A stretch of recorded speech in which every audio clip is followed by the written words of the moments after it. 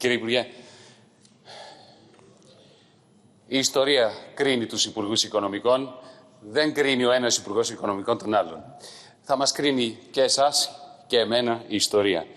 Σήμερα όμως, αυτή τη στιγμή, με την τοποθέτηση που κάνατε, την απάντηση που δώσατε σε μένα συγκεκριμένα, με την αναφορά σας στο καλοκαίρι του 2015, κάνατε ένα κακό στον εαυτό σας, κύριε Σταϊκούρα.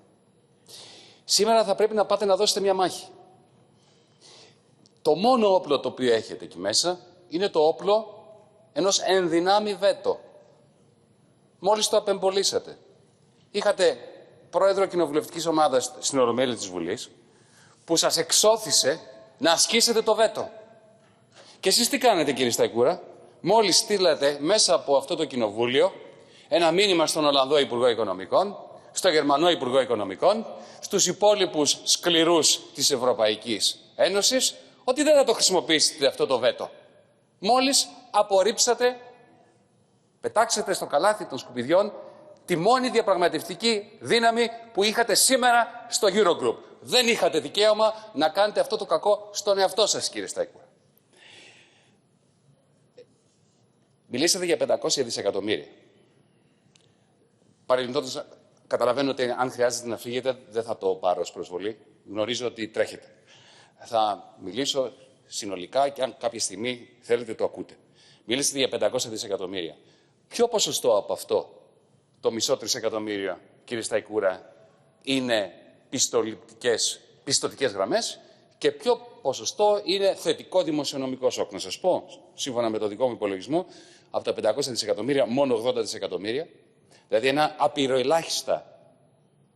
απειροελάχιστο ποσό, ένα μακροοικονομικά ασήμαντο ποσό. Εάν συγκρίνεται αυτά τα ποσά για τα οποία μιλάμε, ιδίως ως ποσοστό του ΑΕΠ της Ευρωζώνης, με αυτό που κάνει η κυβέρνηση του Μπόρις Τζόνσον στην Βρετανία, που είναι πιο κοντά σε εσάς ιδεολογικά παρά σε εμάς, με την κυβέρνηση του κυρίου Τραμπ στις ΗΠΑ, το μόνο που υπενθυμίζουν είναι η απίστευτη ανεύθυνη ολιγορία της Ευρωπαϊκής Ένωσης.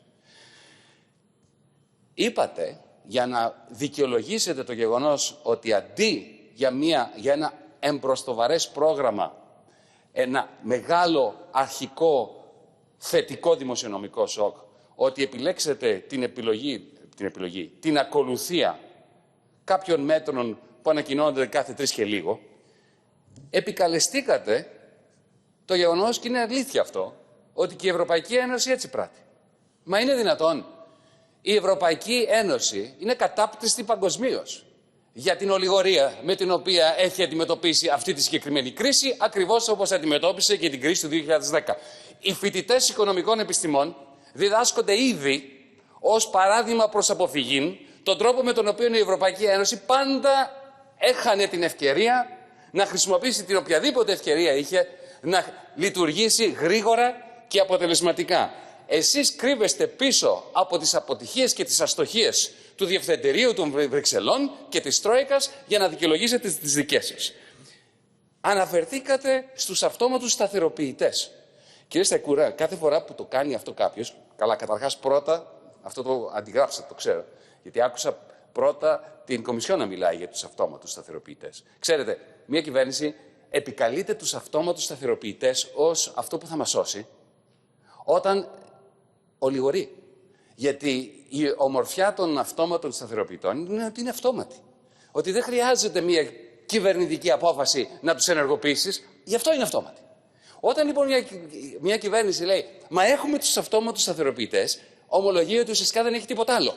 Είναι ομολογία παταγώδους αποτυχίας για το θετικό δημοσιονομικό σοκ. Είπατε για εξαιρέσεις. Εγώ θέλω να σας ρωτήσω, ίσως δεν έχετε χρόνο να το κάνετε τώρα, μπορείτε να το κάνετε με ένα δελτίο τύπου. Θέλω να τοποθετείτε δημοσίως, ευθαρσώς και υπεύθυνα. Αν του χρόνου που θα γίνει το έλλειμμα του κρατικού προϋπολογισμού είναι μείον 17%, ποιο κομμάτι αυτό θα εξαιρεθεί από τον υπολογισμό? Το κομμάτι που δώσατε στο Εθνικό Σύστημα Υγείας? Δεν μου λέτε τα χρήματα τα οποία θα χάσετε από τον προϋπολογισμό λόγω της κατάρρευσης της κατανάλωσης? Αυτά θα υπολογιστούν? Θα εξαιρεθούν αυτά από τη δημοσιονομική προσαρμογή που θα σας επιβάλλουν του χρόνου η Τρόικα που σήμερα λέγεται ενισχυμένη επιτήρηση. Μιλήσατε για προσαρμογές. Προφανώς και θα γίνουν προσαρμογές. Το ακούσατε, το είπα. Δεν σας είπαμε εμείς ποτέ από το ΜΕΡΑ25 ότι του χρόνου θα σας ζητήσουν πρωτογενές πλεόνασμα με 3,5%. Όχι. Θα δεχτούν ένα πρωτογενές έλλειμμα του -5. Και πώς θα το καταφέρετε αυτό, όταν θα πάτε από το -18 στο -5. Τότε θα βρεθείτε στη θέση που ήταν το ΠΑΣΟΚ το 2011. Θα είστε ο Υπουργός Οικονομικών που βάζει τη χώρα στο γύψο. Στον οικονομικό γύψο, πιο βαθιά στη χρεοδολοπαρικία. Μιλήσατε για την πρώτη κατοικία. Και είπατε ότι ο ΣΥΡΙΖΑ, εμείς δεν είμαστε ΣΥΡΙΖΑ, εμείς καταδικάσαμε την υποταγή του ΣΥΡΙΖΑ στην Τρόικα όσο αφορά την πώληση των κόκκινων δανείων, όσο αφορά την ανέρεση, την κατάργηση της προστασίας της πρώτης κατοικίας στο τέλος του 2019. Και καλά κάνετε και τους το θυμίζετε.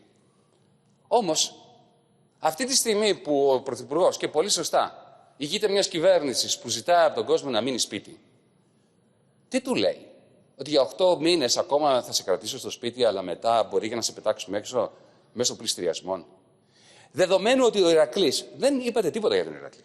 Μιλήσατε μόνο για την πρώτη κατοικία. Θα τον παγώσετε τον Ηρακλή ή θα δώσετε 12 δισεκατομμύρια στα αρπακτικά ταμεία? Είναι ένα ξεκάθαρο ερώτημα. Πέραν της πρώτης κατοικίας. Είναι ένα ξεκάθαρο ερώτημα. Ο Ηρακλής πέθανε ή δεν πέθανε? Υπάρχει πιθανότητα να ανανύψει το τραπεζικό σύστημα μέσω του Ηρακλή? Εγώ σας λέω καμία.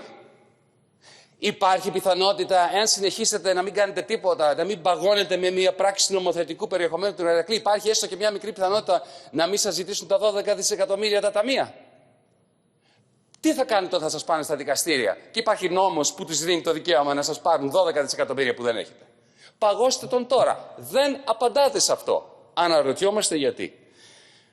Και τέλος, όσο αφορά το τελευταίο τρίμηνο του 2019, κύριε Σταϊκούρα, δεν είναι εξήγηση αυτή ότι μειώθηκε το. Εμείς σας λέγαμε ότι θα μειωθεί το ΑΕΠ. Το τελευταίο τρίμηνο του 2019. Εσείς μας λέγατε ότι θα έχουμε μεγάλη αύξηση του ΑΕΠ. Τα αποθέματα είναι εποχικά. Και το 2018 υπήρχαν αποθέματα, αύξηση αποθεμάτων. Και το 2017 και το 2007. Θέλετε να το κάνουμε seasonally adjusted? Τι έγινε το ΑΕΠ seasonally adjusted το τελευταίο τρίμηνο του 2019? Μειώθηκε, κύριε Σταϊκούρα. Ευχαριστώ.